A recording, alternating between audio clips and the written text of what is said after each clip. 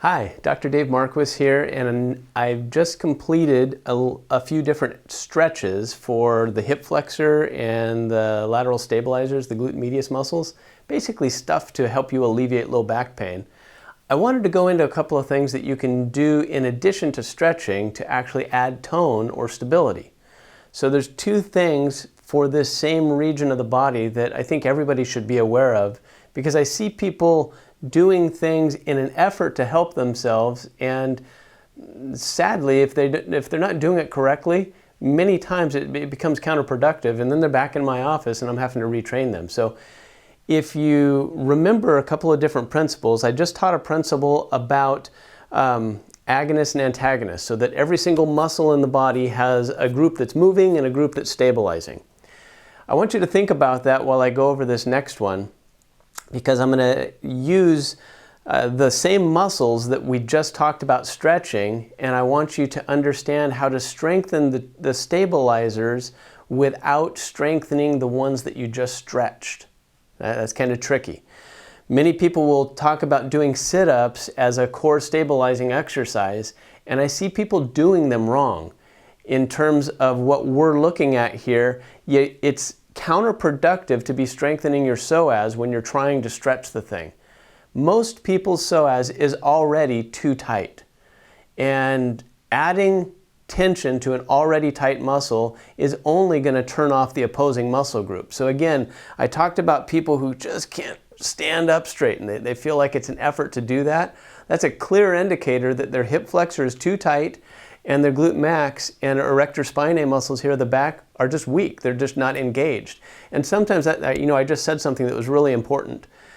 Weakness versus lack of innervation are two different things, because you can have a fair amount of muscle mass and not have the brain talk to it well. And what I'm discussing right now is that principle. Most of us have a butt. Most of us have an erector spinae, and we can't use them. And the reason for that is because we get into the opposing position so frequently that the brain has turned off communication to those muscles, so they're just not working the way they're designed to.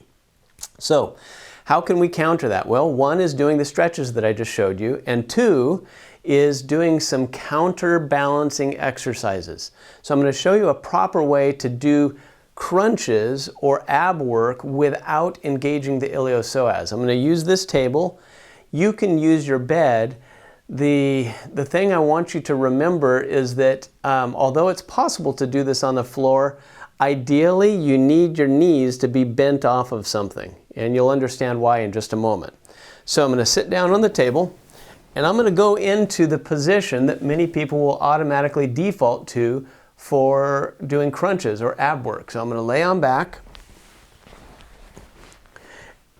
Now, most folks will start out by bending their knees, and as soon as you bend your knees and your hip right here, your psoas is automatically contracted. It has to allow for that movement to occur.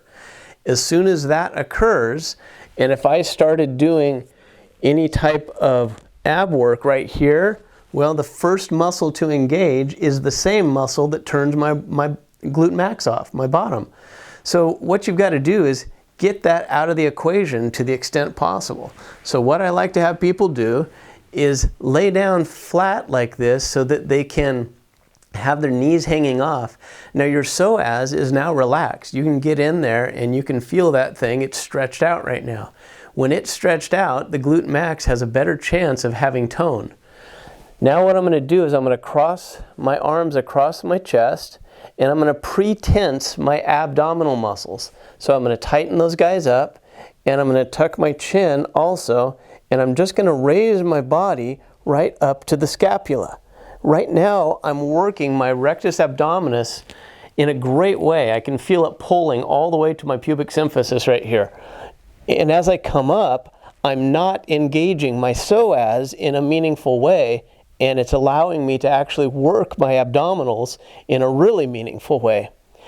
So if you just work the abs separate from the psoas, you're going to have greater stability out here, and you're going to find that when you do the next exercise for the glute max, you're going to have some nice symmetry forming front and back of the body.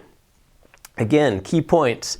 Knees hanging off of something, arms crossed in front of you, pre-tense the abs before you do the movement, tuck your chin, and you're just going to come right up to the scapula. You don't have to go any higher than that. You're going to feel that muscle contract really well at that point. And then you can get the obliques simply by coming up and going off to each side.